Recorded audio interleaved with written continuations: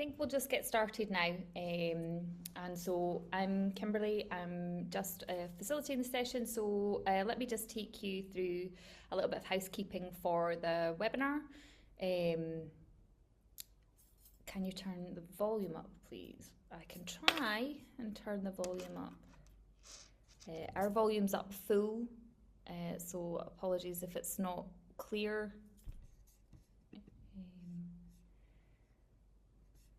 Is everyone else hearing me clear? Volume good? Okay.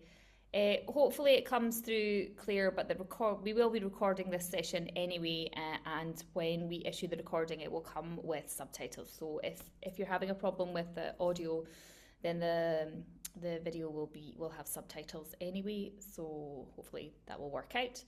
So just a bit of housekeeping. Obviously, we're recording the session. The chat function is live, as is the Q&A function. Please feel free to ask questions as we go along, as we've got Magdalena in the wings ready to answer questions as we go along. But we also do have a live Q&A session that will happen at the end if you won't have any more in-detail questions that you want to ask. So for me, I think that's the majority of people joined. We've got our explanations of what we're going to do today, and I'm just going to hand you over to Ollie, who will take you through the Fines Fellowship Programme. Thank you.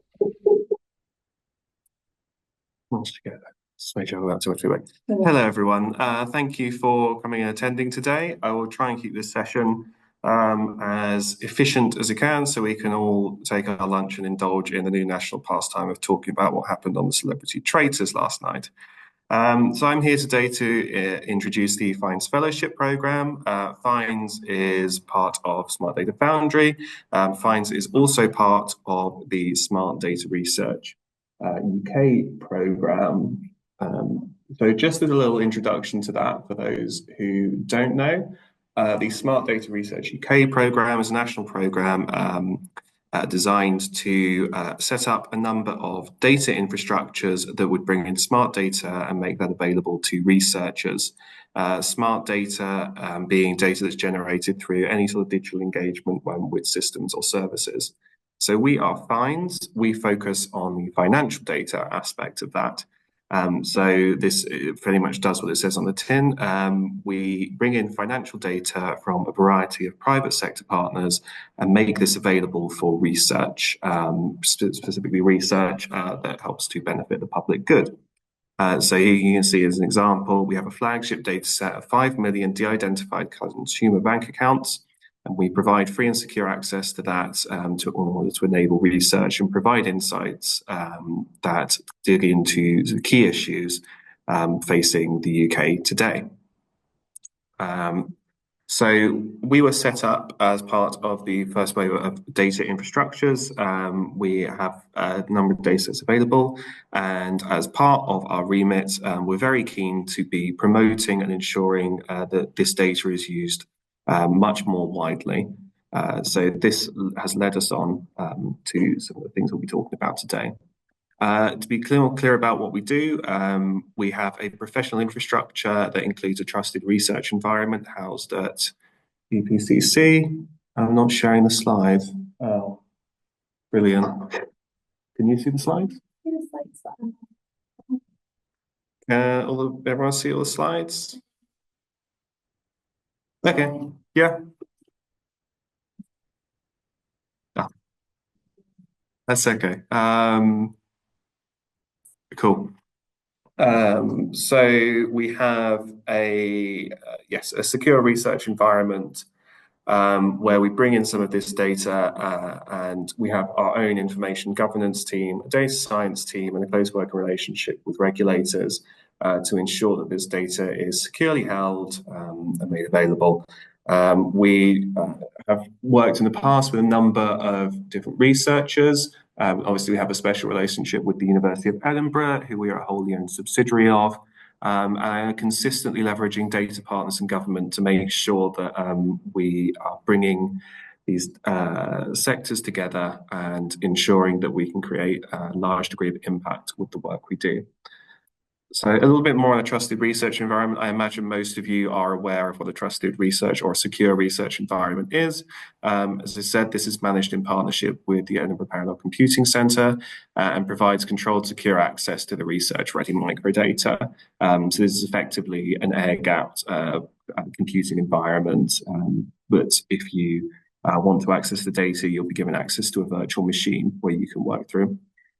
There's control access to software and tools, and we have quite a strict process for applying to access the trusted research environment. But under the funding from Smart Data Research UK for proof of concept projects, we are able to offer access to that data at limited or no cost. So to talk about what we're going to talk about today, this goes a bit beyond proof of concept projects, but we have a total of £300,000 to fund what we're hoping will be at least 3 projects. And these will be sort of fellowships that will be looking in depth at a variety of things that can be done with the financial data that we hold. This is slightly different to, I think, typical UKRI funding, where we have full remit to open this beyond typical registered research institutions, and we can make this sort of funding available to researchers from the public sector, the third sector, and even industry, in which case it would be all provided that there is a clear remit for the project to be focused on public good. The full call for applications will open next Tuesday, so the 28th of October, with a submission deadline of just before midnight on Tuesday, the 9th of December. Those who know me know I love Tuesday deadlines for these things, so you don't have to spend your weekend getting it ready for a Monday. We're aiming to communicate decisions in the spring of 2026, and the latest that a project will be able to start will be July 2026. We're expecting, due to the nature of the funding, most projects will be of a 12-month length. However, we are happy to discuss sort of different project lengths, whether that's slightly shorter or slightly longer, up to a limit of 18 months. We are very mission-led with the work we do, and we want to see that these fellowships will be looking to use our data to address clear real-world challenges. We want to see very thoughtful and innovative research that clearly addresses the thematic and strategic objectives, and I'm going to talk a little bit more about what they are in a minute. And we want to see a number of tangible outputs that can be viewed by a variety of stakeholders across different sectors. As I've mentioned, we're very keen to be triangulating all of these different sectors that we interact with in order to create sort of the most impact. And in some cases, that means that whilst we do see very much value in things like traditional academic publishing, we're also very keen to be creating outputs that move beyond that and are more readily and quickly accessible to people in things like the fast-changing policy or third sector landscapes. So to talk a little bit about our core missions, these are sort of counterparts to each other. In that what really drives our work is desire to both reduce poverty and inequality, and then going beyond that, more generally improving the economic well-being of people across the UK. I say people a lot, that's sort of instinctive. We also do bring in business banking data, and I can talk a little bit more about the data we hold in a moment, especially in terms of small, medium enterprise, in order to be helping boost local, regional, and the national economy. We're very keen that our insights inform this decision making, and that data-driven decisions help build this stronger economy, and also target interventions to help improve outcomes. In terms of the specific thematic focus areas that we'd like interested applicants to this funding to be looking at, we have 4, and this goes across a variety of cross-cutting themes. The first being, I think, the most obvious out of our missions, which is looking at economic growth, productivity, and trends. This could be things like macro or microeconomic analyses and how the varying economic conditions have been affecting spending and financial resilience at varying levels. We've had a number of projects in the past looking at things like interest rate shocks and various effects that has had on different types of spending. We're also very keen to be looking at public health and well-being. This could include health concerns on sort of a small area level, or addressing sort of the broader topics, such as economic activity or winter illnesses that look at socio-economic determinants of health, sort of on that more macroscopic level. Some of the data we have very much lends itself well to be looking at these different geographic and temporal levels, and using that to elicit and understand a lot more context to pre-existing data, whether that's in the health or survey or administrative data space. We're also very keen to be looking at whether this data can link to the qualitative analysis, that's more in the traditional data space, to understand what affects people's financial behaviours. We consider this data to be in itself a very rich behavioural source of data. People's incomes and expenditures day to day is quite a key part of our behaviours, and looking at how this can then influence our financial resilience or financial vulnerability is very important to us. And then finally, as this is a relatively novel form of data, we're also very keen on how new methods can be used to explore this data or link it across those other forms of existing data, and triangulate this to create the most impact. Our specific objectives out of this also lead from that. That's advancing impactful novel financial data research, that's creating a portfolio of high quality cross-sector outputs, and that is also to be building collaborative data focused partnerships.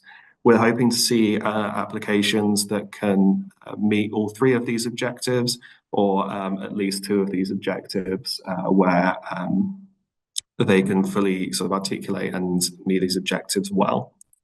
In terms of advancing impactful research, we think that naturally leads out of using this data in new ways. As mentioned, we're very keen that we have sort of a portfolio format of these outputs that speak to a lot of different groups and work across those. These can include things like data stories, blog posts, research articles, or participation in public engagement activities is also a great way of leading this forwards. And that, again, lends itself quite well to building these collaborative data-focused partnerships, and further expanding the uses of these forms of data in helping to improve society. So to talk about a little bit about what sort of financial data is available, I mentioned earlier that we had a flagship data set from NatWest Group, which is of 5 million consumer current banking accounts. This can cover a number of things. So we have income and income source, cash balances, overdrawn accounts, some small demographic details, geographic details, committed expenditure and discretionary expenditure. And this is quite a longitudinal data set. So we have this data set that dates all the way back to May 2019 in various forms. So quite a long time frame now that we can look at this data for. And this data is also updated weekly. So we have very clear ability to be looking at a very granular level of how different events and different things have been changing and affecting over time. As I mentioned, we also have some information on small, medium business operations. So this is things like invoice, payroll, VAT information, and their monthly financials, so cash flow, profit and loss, VAT. This data, I will caveat, our relationship with the data provider is slightly different in that we take projects to them on a case-by-case basis. However, we're more than happy to be looking at these use cases if you have a strong use case that you would like to apply to use this data with, and proceeding with that as part of one of these applications. So I'm going to now talk a little bit about the full application structure, what we're looking for, and then I'm going to do a little bit of a deep dive into some of the key sections.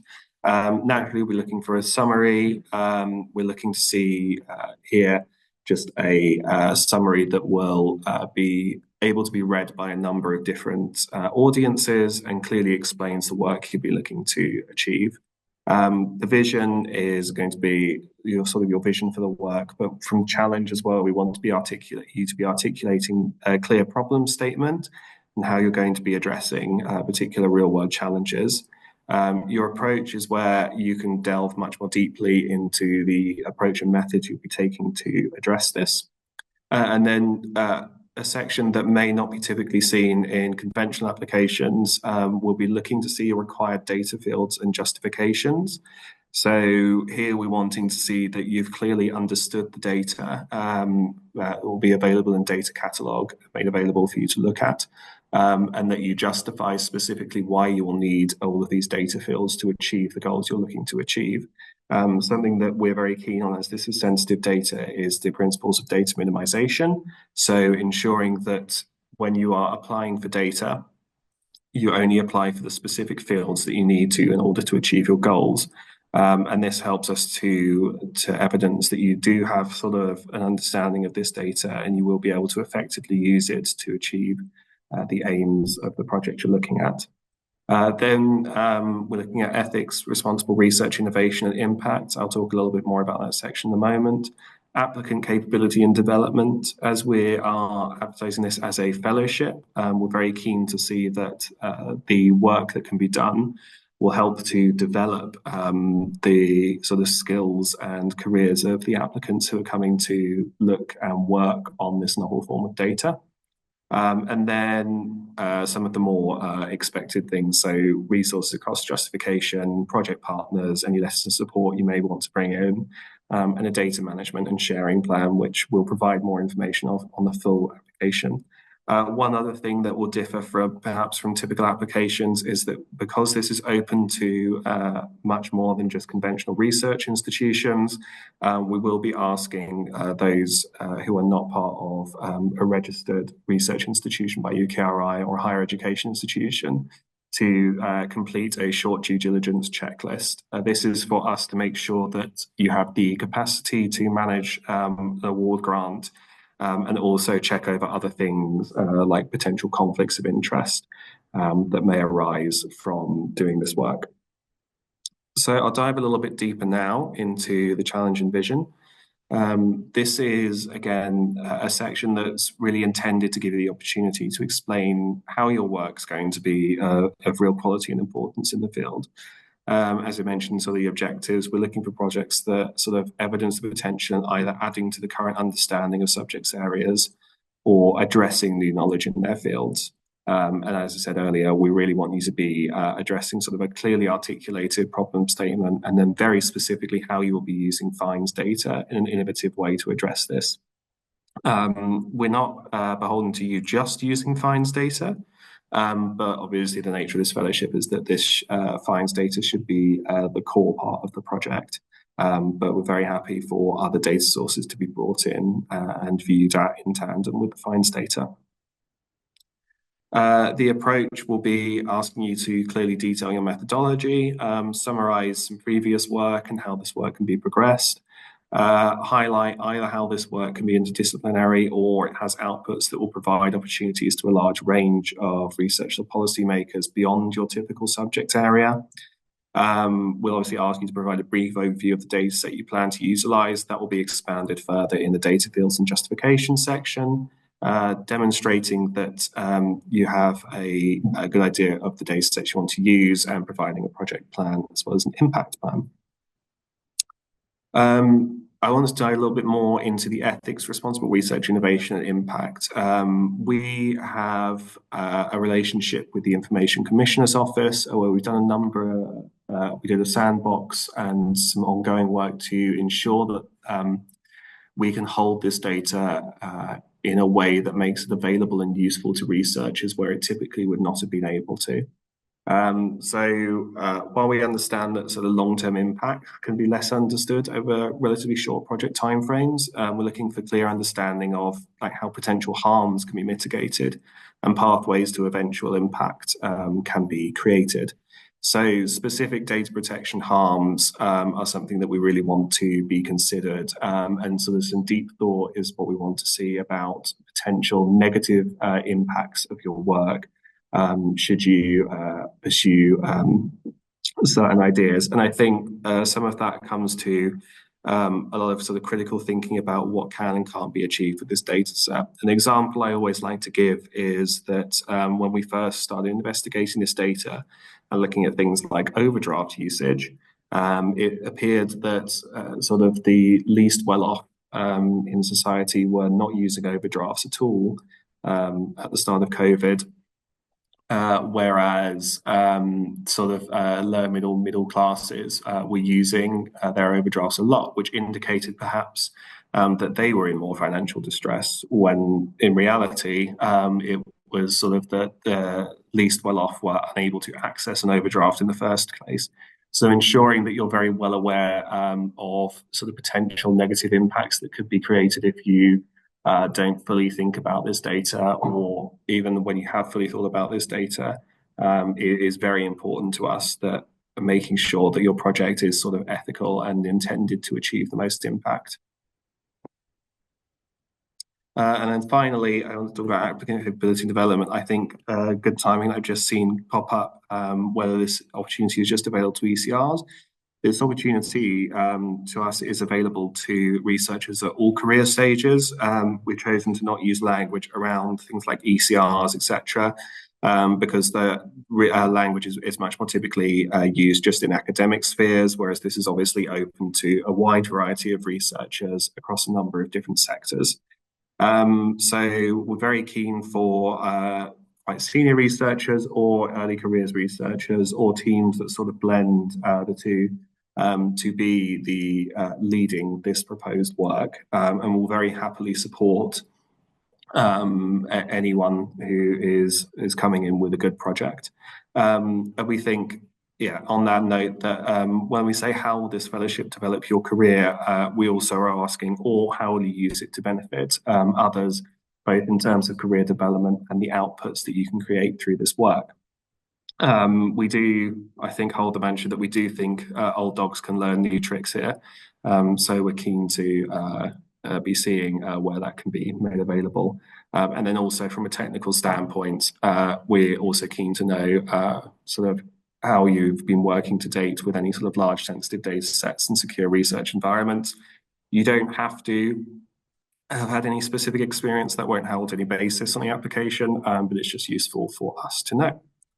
I think that's reaching the end of everything I wanted to talk about. So just as a reminder, we're making 300,000 available to fund what we hope will be at least 3 projects. Call for applications will be opening next Tuesday, 28th of October, and closing on Tuesday, the 9th of December. And it is open to anyone who has a good idea about what you may be able to achieve with the financial data that we hold. And we're very keen and very excited to see what some of those ideas might be, what you might come back to us with. So I'm going to pause there and then open the session for questions. Well, there's quite a few questions already on the Q&A. A few questions in the Q&A already. Questions about PhD candidates eligible for this fellowship as well? Yes, so where PhD candidates will be eligible for this fellowship, yes, provided that you are registered and will be employed as a PhD student for the duration of the fellowship at an institution. Can I tell you about a little bit more about the demographic and geographic data? So you'll be able to look at this on our data catalogue. This will be linked in the full applicant pack that we'll be making available on the 28th. You can go to our website and find our data catalogue now. Yeah, drop a link in. The individual level accounts, we'll drop a link into that at the moment. Individual level accounts do have spatial identifiers. These are either data zone or LSOA, depending on whether you're in Scotland or the UK.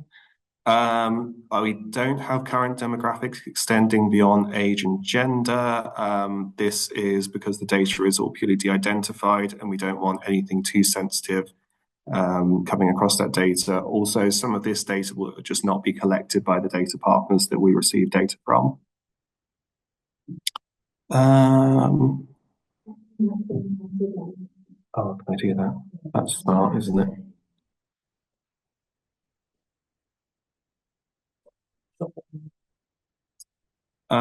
For academics, do we need to involve project partners from industry, and will the cost be split? No, you don't need to involve anyone from industry. We're just saying that this is available for researchers from industry. and you won't need to split any costs to your project partner.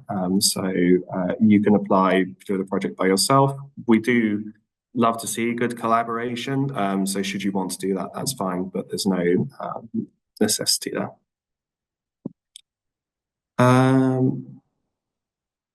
Yeah. How far back does the finance flagship data go? So I mentioned the flagship consumer data set that we have goes back to May 2019, and that goes through to the present day.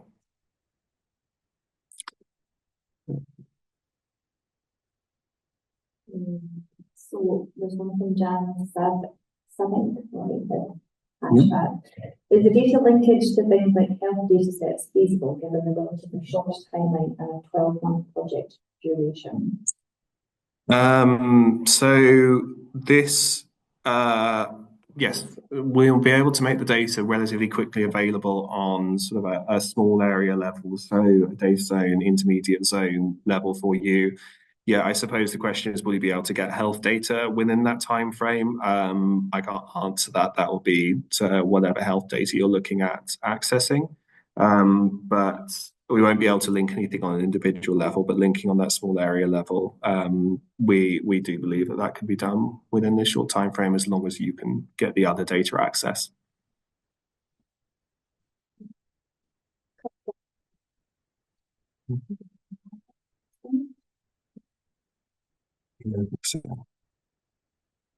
What type would be a letter of support? So I think what would constitute a letter of support? So depending on the partners that you're looking at, either it would be a letter of support from your host organization, so where you work, saying that they are happy for you to be undertaking this work. Any project partners that you may want to bring in, just letter of support evidencing that they are happy to support on the project. There's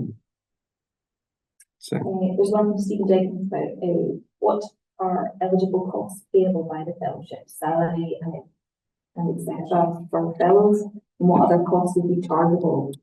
So yeah, full information for this will be made available on Tuesday in the applicant pack.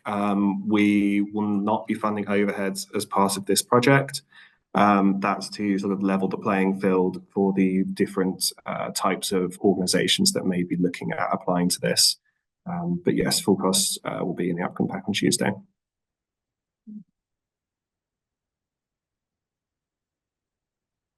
Let's see.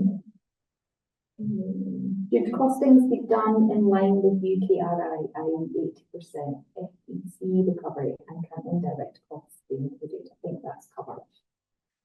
Yes. So the intention is to fund at not one. We won't call it 100% FEC because we won't be funding overheads. So again, that will be in the full applicant pack on Tuesday. And one about the data, which actually is a really good one, is by small area level, is this in line with data zones as used by SMID? Yes. So the data that we hold is GB wide. We don't have any data for Northern Ireland, unfortunately. We have this what we call data zone level because we're based in Scotland. So this is equivalent to like 500 households in an area. This is more mapping to LSOA on an England and Wales level. It's just different terminology for the different nations, but yes.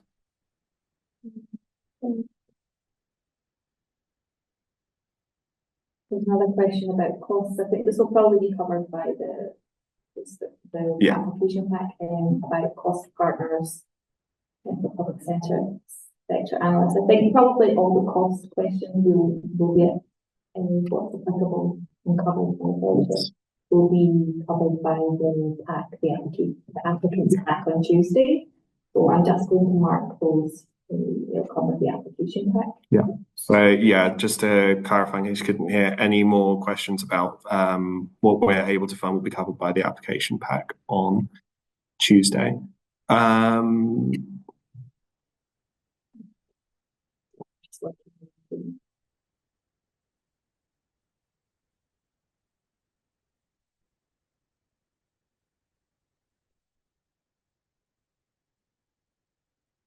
For further clarification, individual level cannot be linked, but only at geographic level. Just for further clarification. Yes. So the data set is naturally de-identified, so we don't know anything about the individuals beyond their sex and age bands and their data zone geography. So that makes it unable for us to link that at an individual level. So we recommend linking at sort of these small area levels for that sort of analysis. Or you can link across if things like administrative data where you're looking at specific age bands or genders, then you can link across in that way as well. Possibly just time for a couple more. We've answered most of them. The demographics extend beyond age and gender. For example, migrant classification, visa type, or EU non-EU citizenship. Yes, I think I just said we won't have any data beyond age and gender, and the nature of the data is that it comes from a private sector data bank, so it's unlikely they'll be recording some of those features anyway. That probably answers the family structure. Yes. From, as well. Yeah, I can see. So we don't have anything about family structures. So we don't know why recipients are in receipt of benefits. We do have data that says what benefits are received. So we do have some data on whether it's universal credit, housing credit, job seekers allowance, some of those other things. So that gives us an indication of what the benefit is for. Yeah. Okay, I think at this point we will be just wrapping up this session for now. Please feel free to send any further questions you may have to research@smartdatafoundry.com, and I will endeavour to do all my best to answer them. As mentioned, this session will be recorded and will be posted with the full applicant pack that will be released on Tuesday. So thank you all very much for attending. I hope you can go and enjoy the rest of your lunch. And yes. Goodbye.